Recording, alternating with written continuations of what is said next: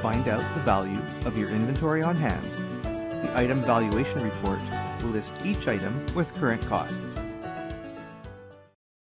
To print this report, from the Reports menu and the Stock Control Report submenu, select Item Valuation. Choose which items you want to print the report for. From the second tab, sort by range, either for an item number range or those that belong to a selection of other codes or item segments. You can print the report with all locations consolidated together, so that the total quantity on hand is printed for each item. 4 columns of values are also printed, where you can select from the average unit cost, most recent cost, standard cost, the 2 user-specified costs, and the base selling price. These unit amounts are multiplied by the quantity on hand to arrive at the various totals, and at the end of the report is a grand total of all selected items.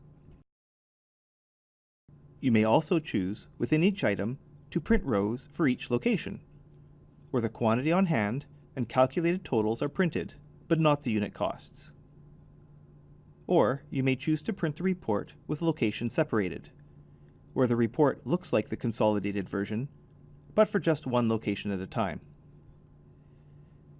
If you only need the report totals and not the individual item totals, then a summary version of the report can be printed, either for the entire company or for each location. You may also limit item selection to those that have only positive quantity and cost values, or items with non-zero values, or items with just an active status, to exclude items with nothing on hand and thus print a shorter report. Or you may pick a specific control account set to print only those items that use this control account. When this report is printed using the consolidated option, the grand total of the actual cost should match the general ledger inventory account for the selected control account, depending on whether account sets share the same GL inventory account. If you print the item valuation with today's date, you get the full report with all 4 columns. If you choose a date earlier than today, then the transaction history is used to calculate what the total quantity on hand for each location and total cost for every item as of that date, by subtracting the transactions from the current totals. Therefore, it is imperative that transaction history is not purged for the report results to be calculated correctly.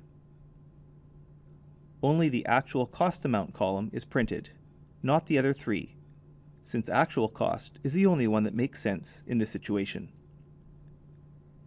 If you select a report date at the end of a prior month, the grand total of the actual cost should match the general ledger inventory account for the selected control accounts for that fiscal period, provided that history is intact.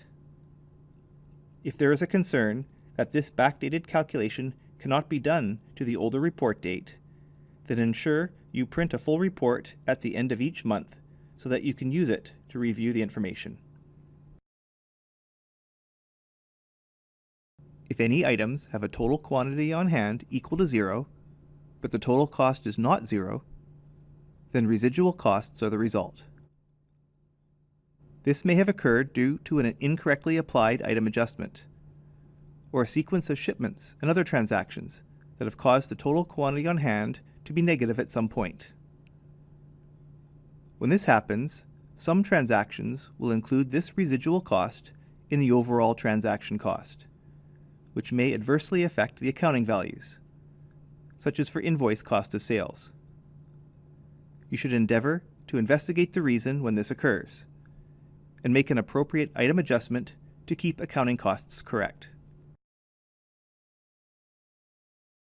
Manage your item valuation to keep in sync with your inventory account and correct residual costs. Find out more about Adagio from the product page on our website. Watch another training video on this Adagio program from the playlist, or subscribe to the Adagio YouTube channel. Thanks for watching.